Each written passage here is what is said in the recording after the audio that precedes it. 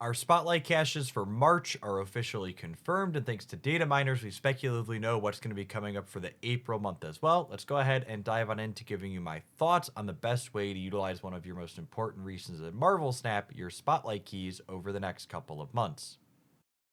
Our first spotlight cache runs from March 4th through March 11th. It contains Isan as a new Series 5 card, Wiccan as a returning Series 5 card, and Beta Ray Bill as a returning Series 5 card. Overall, I give the Spotlight cache a fairly strong rating of 4 out of 5 stars. This type of spotlight cache is the best kind to spend your resources on, in my opinion, if you're missing the returning cards. This is because both Wiccan and Beta Ray Bill, as well as Isan, are all what I would refer to as archetype defining cards. This means any deck that they're contained in is going to have a number of conscious deck building decisions around their design in order to enable and maximize them, meaning you are unable to play the decks that these cards are in without having them in your collection. They're not something you could simply replace with another card that does something similar, because there really isn't anything else similar in Marvel Snap to replace them with. In terms of overall power level, Wicked and Beta Ray Bill aren't in any top decks in the metagame right now, but they have been a part of them in the past, and Isan is a card that seems especially appealing to have in your collection if you're someone who's a Season Pass buyer and plans to pick up Agamotto in March. Our next Spotlight cache runs from March 11th until March 18th. It contains Starbrand as a new Series 5 card, Fastos as a returning Series 4 card, and Scar as a returning Series 5 card. Overall, I think the Spotlight cache deserves a fairly weak rating of 2 out of 5 stars. Our weak rating this week comes from a culmination of things. Fastos is a card that's never been particularly powerful or popular, and it can be replaced by things like Okoye and a lot of decks that might want this style of effect. He's also Series 4, which makes him cheaper to get with collector's tokens or pick up from the random slot in a different Spotlight week.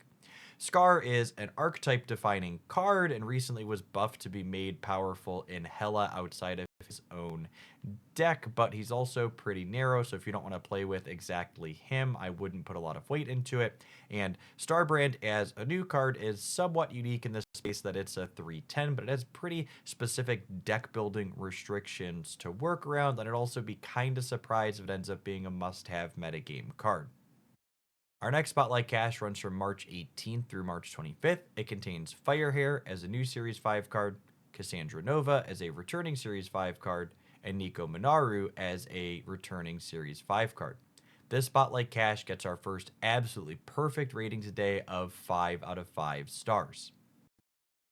Nico Monaro, in my opinion, is one of the singular best cards you can add to your Marvel Snap collection. If you're currently missing her, she's worth pulling for in this week alone. She's not only fantastically fun, but she's also super powerful and flexible and gets played in a variety of things.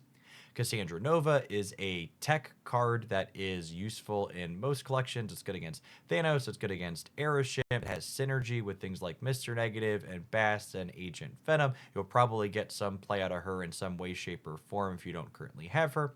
And finally, Firehair is a card that I expect will not be replaceable in decks that want her coming up. If you're someone who has the card Misery in particular, I expect every Misery deck moving forward will want a copy of Firehair to triple up the cards that Misery is destroying for extra good value. Our next Spotlight cache runs from March 25th through April 1st, and it contains Khonshu as a new Series 5 card with all three of his parts, as well as Scorn and Corvus Glaive as returning Series 5 cards. This Spotlight cache gets a very middle of the road 3 out of 5 star rating from me. Khonshu is a card that seems fairly unique and novel to build around, but this whole Spotlight cache in and of itself is definitely a I want to be a discard enjoyer, but I don't currently have the cards to be cash. If you want to play with Khonshu and you're missing Scorn and Corvus Glade, it seems like a phenomenal week to spend your resources. However, if you're not someone that's ever going to touch the discard archetype, this week is the safest of skips because that's the only thing that it's supporting. As we move into reviewing the April Spotlight Cache, I would just like to give the word of warning that these are unconfirmed and are information we've pulled from data mines in the client. This means they are subject to change, but it is worth noting that changes in the Spotlight Cache schedule tend to be pretty rare, although they do happen occasionally.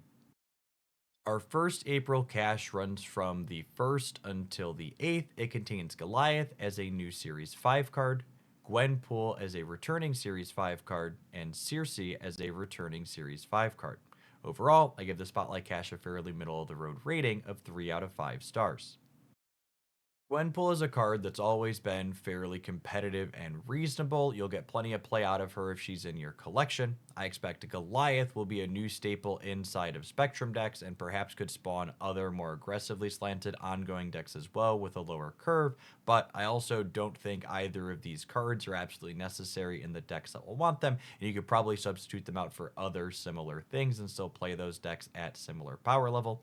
Circe, similarly, is a somewhat unique effect, but she's never been present in any decks that are particularly powerful, and you're not going to be cutting yourself off of playing anything particularly strong if she's missing from your snap collection. Running from April 8th through the 15th, we have Kahori as a new Series 5 card, Hydra Bob as a returning Series 5 card, and Cull Obsidian as a recently downgraded returning Series 4 card. Overall, the Spotlight Cache gets another fairly middle of the road rating from me at 3 out of 5 stars. If you're someone that really enjoyed the Sanctum Showdown mode, both Hydra Bob and Cull Obsidian were really fantastic in a variety of decks there, since they add efficient amounts of power to the board at really good energy rates. Bob's ability to jump around the board in particular with the snaps that often happen every turn gives him both upside and downside there with pretty novel gameplay. There are also cards that see some amount of play in a narrow selection of decks in regular Marvel Snap as well, although it's worth noting that Hydra Bob is pretty replacement level in a lot of the decks that play out in normal Snap, often able to be subbed for other high power, low energy cards like Rocket Raccoon or Ant-Man. Our new card this week, Kahori, is one that I think is likely pretty powerful, often offering double-digit points worth of stats for just 4 energy, but I also don't think her design is particularly interesting, and I'll be surprised if she's not replaceable in a lot of the decks that play her. Running April 15th through the 22nd, we have Infinity Ultron as a new Series 5 card, Cannonball as a freshly downgraded returning Series 4 card, and Pixie as a returning Series 4 card. Overall, we have another fairly middling Spotlight Cache rating of 3 out of 5 stars. Infinity Ultron is definitely a biggest appeal from this cache week. It's a very unique design generating Ultron's Infinity Stones that'll create a very novel gameplay experience, and he definitely won't be replaceable in any deck that wants to contain him. Both Cannonball and Pixie, I think, are appealing cards to add to your Marvel Snap collection, but it's hard to say that Series 4 cards make a Spotlight Cache desirable when they're easier to get from the random slot in a different week, and they cost just 3,000 collector's tokens, half as much as a Series 5 card to pick up outside the Spotlight key. Running April 22nd through April 29th, we have Strange Supreme as a new Series 5 card, Speed as a returning Series 5 card, and US Agent as a returning Series 5 card. Overall, the Spotlight Cache gets a fairly strong rating of 4 out of 5 stars from me. The big appeal of the Spotlight Cache Week, in my opinion, is the returning card Speed and US Agent. Not only are they both Series 5, but they're pretty generically powerful Marvel Snap cards that you can splash into a variety of decks. They also happen to have deck building synergies as well, with Speed working really well inside of decks with Havoc, as well as Moonstone and Spectrum, and US Agent having those ongoing synergies as well, in addition to enabling things like Ajax. Strange Supreme is a weird one. I'm not sure if I think his design is necessarily going to be competitive, but if he does end up being good, he's definitely incredibly unique and won't be replaceable in the decks that want to play him. Finally, today, running from April 29th through May 6th, we have the Mover Spotlight Cache featuring Hydra Stomper as a new Series 5 card, Anya as a returning Series 5 card, and Madam Web as a returning Series 5 card. Overall, I give the Spotlight Cache a middle of the road 3 out of 5 star rating. Similar to my rating on the discard cache, if you're an aspiring move player who is missing Anya and Madam Web, you should absolutely jump on this cache and add both of them to your collection. That being said, if you're apathetic towards move or don't like the idea of playing with it, this week is absolutely an easy skip. Hydra Stomper is also just another synergy card for decks moving cards around.